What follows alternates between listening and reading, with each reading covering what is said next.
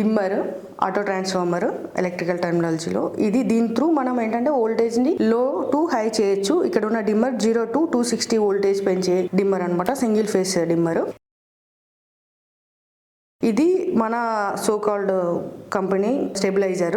యాక్చువల్గా మనకున్న అందరికి ఉన్న ఇదేంటంటే ఎంత వోల్టేజ్ వచ్చినా కూడా ఇది అవుట్పుట్ అనమాట. ఈ ప్లగ్ పాయింట్లో మన లోడ్ అంటే మన అప్లయన్స్ యొక్క, ఇప్పుడు ఫర్ ఎగ్జాంపుల్ ఇది మన కెపాసిటీ వచ్చేసి ఫ్రిడ్జ్కి సరిపోయే కెపాసిటీ ఉన్న స్టెబిలైజర్ అనమాట. దీంట్లో ఫ్రిడ్జ్ యొక్క ప్లగ్ పెడతాము అంటే దీని అవుట్పుట్ మన ఫ్రిడ్జ్కి వెళ్ళిపోతుందని మీనింగ్. సో మీరు అనుకున్నట్టు దీంట్లో అవుట్పుట్ 230 రావాలి, కానీ ఇక్కడ రాదు. అది నేను చూపెట్టాలనుకుంటున్నాను.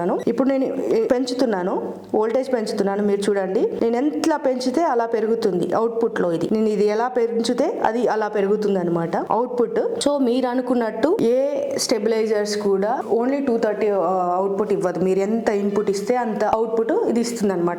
ఏది కూడా జస్ట్ ఒక వైర్ లాగా పాస్ చేస్తుంది. సో ఏది కూడా ఇది తక్కువ చేయదు, ఎక్కువ చేయదు. ఎట్ ది సేమ్ టైం ఒక వోల్టేజ్ వచ్చినప్పుడు, హై వోల్టేజ్ వచ్చినప్పుడు అట్లీస్ట్ పవర్ ఆఫ్ చేయదు. అట్లీస్ట్ అంటే మీకు హార్మ్ఫుల్ వోల్టేజ్ వస్తుంది, పవర్ ఆఫ్ చేయాలి అని కూడా దానికి తెలియదు. ఒక వైర్ లాగా జస్ట్ పవర్ ని పాస్ చేస్తుంది అనమాట. అందుకని కొన్ని ఇళ్లలో, మాకున్న కస్టమర్స్ లో కొన్ని ఇళ్లలో స్టెబిలైజర్స్ ఉన్నా కూడా అప్లయన్సెస్ కాలిపోవడం జరిగింది. సో ఇప్పుడు నేను తగ్గిస్తున్నాను, కావాలంటే మళ్ళీ చెక్ చేయండి. తగ్గిస్తున్నాను, తక్కువ చేసినా కూడా ఎంత ఇస్తే అంత వస్తుంది అనమాట. ఇక్కడ చూడండి 240 పెంచుతున్నాను, మీరు ఎంత ఇస్తే అంత వస్తుంది. ఏ మాత్రం కూడా దీనికి ఒక పర్టికులర్ అవుట్పుట్ అన్నది లేదు.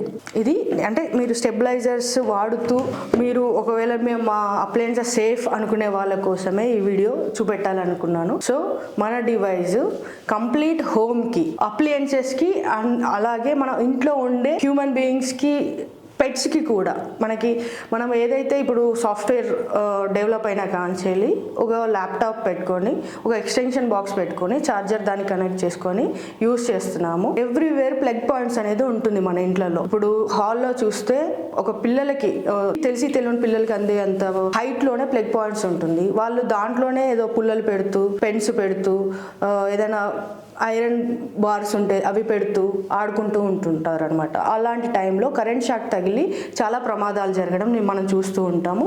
ఆ కండిషన్లో కానివ్వండి, మీరు కొనుక్కుంటున్న కాస్ట్లీయెస్ట్ హోమ్ అప్లయన్సెస్, ల్యాప్టాప్స్ కానివ్వండి, టీవీస్ కానివ్వండి, ఇప్పుడు 55, 65, 75, 100 ఇంచెస్ టీవీస్ దాకా మీరు వాడుతున్నారు, సౌండ్ సిస్టమ్స్ వాడుతున్నారు, ఏసీస్ వాడుతున్నారు, ఫ్రిడ్జ్ వాడుతున్నారు, వాషింగ్ మిషన్స్ వాడుతున్నారు, గీజర్ వాడుతున్నారు. వీటన్నిటికీ single stabiliser, more than a stabiliser. మీకు ఇంట్లో ఇది మన డివైస్ పెట్టుకుంటే a electrical safety devices, other devices మీరు వాడాల్సిన అవసరం లేదు.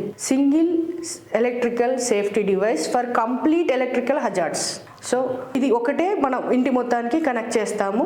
మనం డివైస్ ఇంట్లో డివైస్కి కాదు, ఇంటి మొత్తానికి సింగిల్ డివైస్. మీ ఎంసీబీ బోర్డు ముందు ఎలక్ట్రిక్ మీటర్కి ఎంసీబీ బోర్డు మధ్యలో మనం పెడతాము. మీకున్న ఏ హౌస్ వైరింగ్ని మేము డిస్టర్బ్ చేయను, మీ ఇంటీరియర్ డిజైనింగ్ని మేము డిస్టర్బ్ చేయము. ఆఫ్టర్ ఎలక్ట్రిక్ మీటరు ఒక సిరీస్ కనెక్షన్లో ఒక ఎంసీబీ టైప్, మీకు తెలిసిన టెర్మినాలజీలో ఎంసీబీ టైప్ మన డివైస్ అందులో ఉంటుంది. సిరీస్లో ఏదైనా ప్రాబ్లం వస్తే పిడుగులు పడ్డప్పుడు కూడా సేఫ్టీ అంటున్నాం, పిడుగులు పడ్డప్పుడు కూడా మీకు సేఫ్టీ ఇస్తుంది. ఎందుకంటే ఇన్ సిరీస్లో ఉంది ఏదైనా హై, ఇంకా అబోవ్ 6 కిలోవాట్స్ అంటే 6000 వోల్టేజ్ కంటే ఎక్కువ కూడా మీకు ఒక్కటేసారి స్ట్రైక్ అయినా కూడా మన డివైస్లో ఒక కెపాసిటర్ పోతుంది. అంతేకాని మీ ఇంట్లో మాత్రం ఏ అప్లయన్సెస్ కూడా ఖరాబ్ కావు. ఇది 2 years warranty device, 2 years piece to piece replacement ఉంటుంది.